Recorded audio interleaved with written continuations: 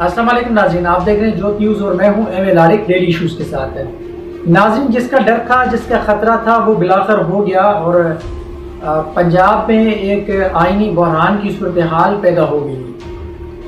पंजाब की जो सूरत हाल है सारी कुछ रोज़ से यानी तहरीक अदम एतमाद के बाद जो वफाक के अंदर तहरीक अदम एतमाद लाई गई, उसके बाद की जो सूरत हाल थी आपके सामने।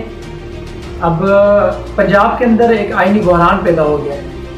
अदालतें और गवर्नर हाउस जो है या गवर्नर यानी लाहौर हाई कोर्ट और अपना गवर्नर हाउस एक टकराव की सूरत हाल में उस पर बात करेंगे कि आखिर ये मामला है क्या और कौन सही है कौन दुरुस्त है।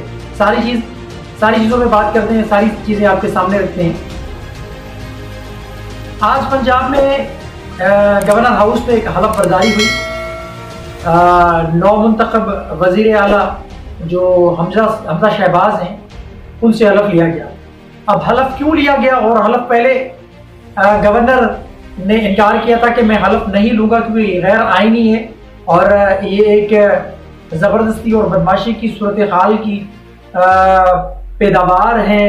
यानी ये जो हमजा शहबाज जो नौ मुंतखब वज़ीर आला है इसको मैं नहीं मानता और ये गैर आइनी है। उसके बाद उन्होंने हलफ नहीं लिया उनसे और मुसलसल ये मामला चलते रहे थे।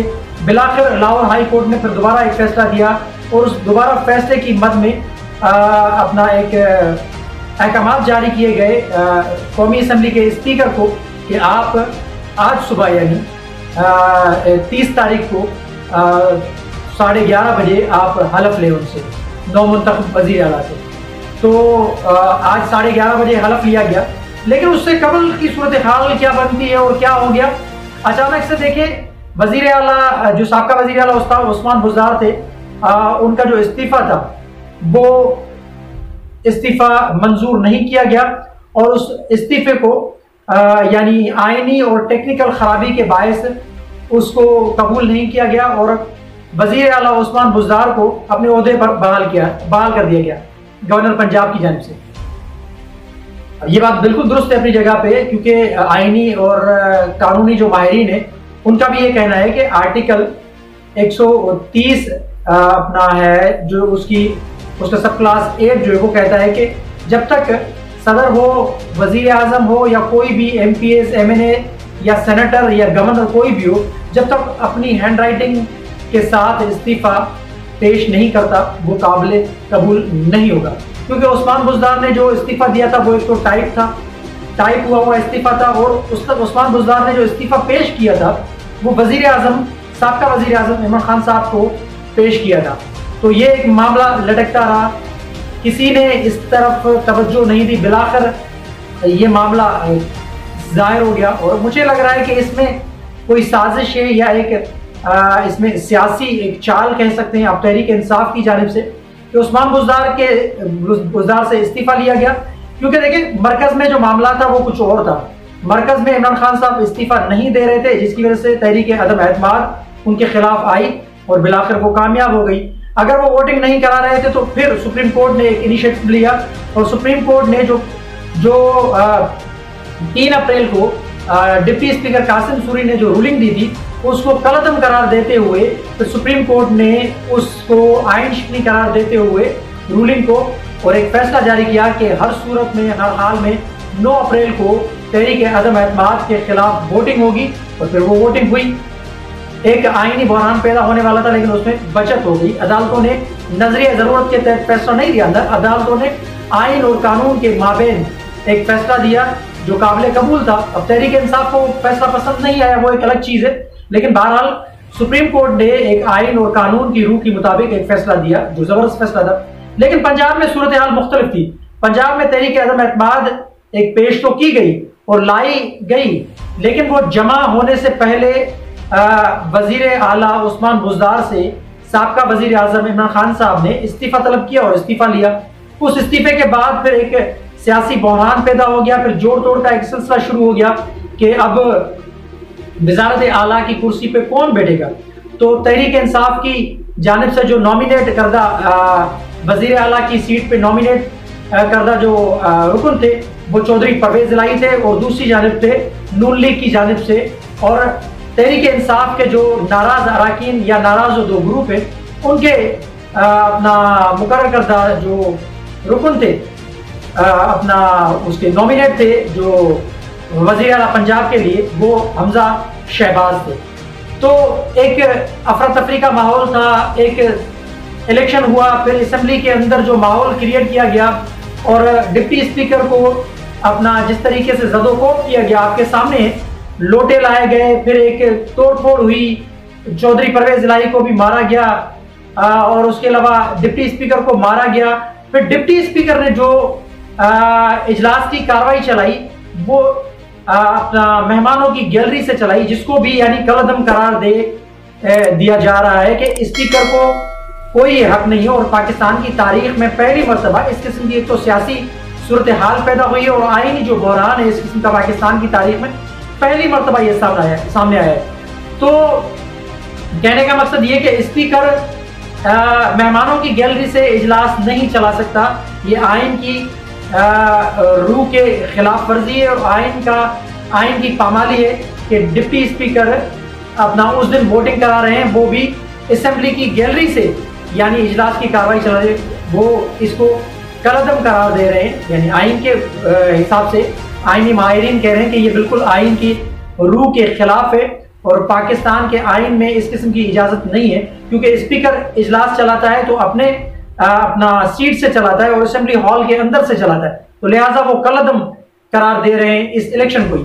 यानी हमजा शहबाज की जो इलेक्शन है, तहरीक इंसाफ वाले कह रहे हैं कि ये गैर आईनी है और ये एक जबरदस्ती, यानी वो कह रहे हैं कि इलेक्शन हुई नहीं है तो हम वजीर आला पंजाब हमजा शहबाज को कैसे तस्लीम करें। अगर आइन और कानून की रूह के मुताबिक देखा जाए तो बिल्कुल ये बात दुरुस्त है। और आज ये जो बहाल किया गया है इसको अपना वजीर आला उस्मान बुज़दार को गवर्नर पंजाब की जानिब से, वो भी एक आईनी तकाज़ों को पूरा करते हुए, क्योंकि उसमें टेक्निकल एक खराबी जो थी, एक टेक्निकल मिस्टेक जो थी, जो वजीर आला उस्मान बुज़दार ने एक तो इस्तीफा अपनी हैंडराइटिंग में नहीं लिखा, वो टाइप करदा इस्तीफा था, और दूसरा यह है कि उन्होंने गवर्नर के बजाय वजीर आजम को पेश किया था। तो इस वजह से आज ही हमजा शहबाज की हलफ बर्दारी से पहले गवर्नर पंजाब अपना उमर सरफराज चीमा ने साबका जो वजीर आला पंजाब थे उस्मान बुज़दार, उनके इस्तीफे को मंजूर नहीं किया और उनको अपने ओहदे पे बहाल कर दिया।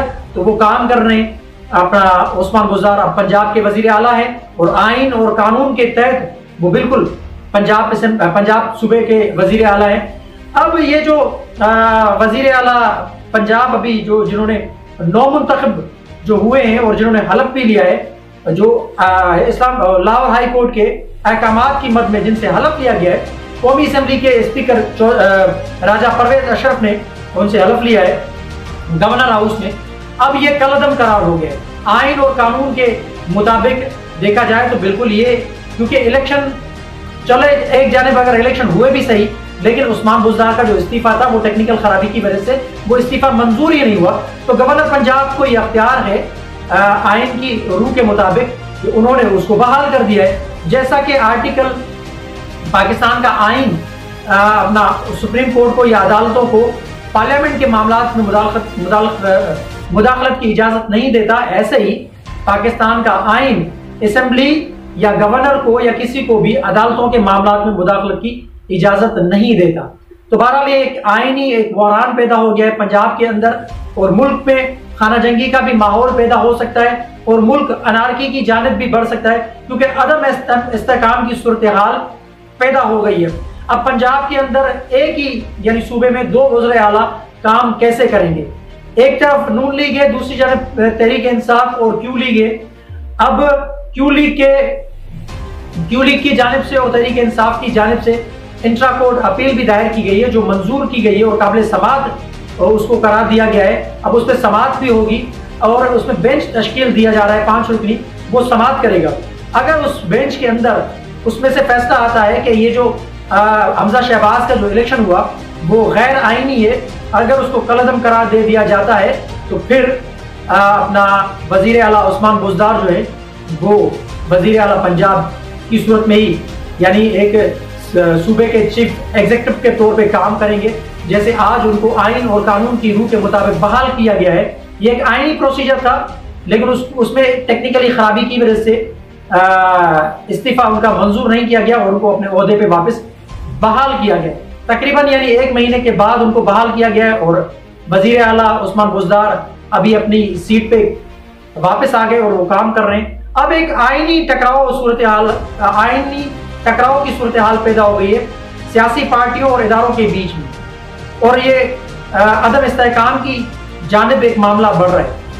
अब अगर ये मामला सारा इंट्रा कोर्ट की अपील के बाद फैसला आता है तो फिर तो हमजा शहबाज तो किसी काम के नहीं रहे। और लेकिन दूसरी जानिब ये भी बिल्कुल सही बात है कि गवर्नर ने जो अपना अख्तियार इस्तेमाल किया वो बिल्कुल सही इस्तेमाल किया है, क्योंकि उनके मुताबिक उन्होंने एक आइन की रूह के मुताबिक फैसला दिया है। अगर तो वो बहाल उनको कर दिया है तो फिर तो इनकी कोई आइनी और कानूनी हैसियत ही नहीं रही। यानी जो आज हलफ बर्दारी की जो तकरीब हुई उसकी कोई आइनी और कानूनी हैसियत ही नहीं रही, क्योंकि वजीर आला पंजाब का जो इस्तीफा था उस्मान बुज़दार का, वो वापस उनका इस्तीफा मंजूर नहीं किया गया, उनको बहाल कर दिया गया अपने ओहदे पे। अब एक अदम इस्तेहकाम की सूरत हाल की जानिब बढ़ रहे हैं। पाकिस्तान के कानूनी जो माहिरीन है वो भी कह रहे हैं कि आइन और कानून की रूह के मुताबिक एक इस्तीफा होता है जो आर्टिकल 30 के जो सब क्लास 8 है उसके तहत हैंड राइटिंग में अपनी में लिखा जाता है, वो काबिल कबूल होता है। लेकिन उस्मान बुज़दार ने तो टाइप किया हुआ अपना इस्तीफा एक पेश किया था, तो इस वजह से वो काबिल कबूल नहीं है। और अब देखना ये कि ये सारा मामला कहाँ पर जाके रुकता है। आया कि ये अदम इस्तेहकाम की सूरत हाल बरकरार रहती है, टकराव बढ़ता है और एक अपना अनारकी की जानिब बढ़ता है, या फिर इदारे एक पॉजिटिव किरदार अदा करके आइन और कानून की रूह के मुताबिक फैसला देते हैं और फिर ये मामला ख़त्म हो जाएगा। तो सारी सूरत हाल आपके सामने रखिए। पंजाब के अंदर एक जो आइनी बहरान पैदा हुआ है उसके हवाले से आपके सामने सारी सूरत हाल रखिए। कमेंट सेक्शन में अपनी राय का इजहार ज़रूर कीजिएगा। तब तक के लिए अल्लाह हाफिज़।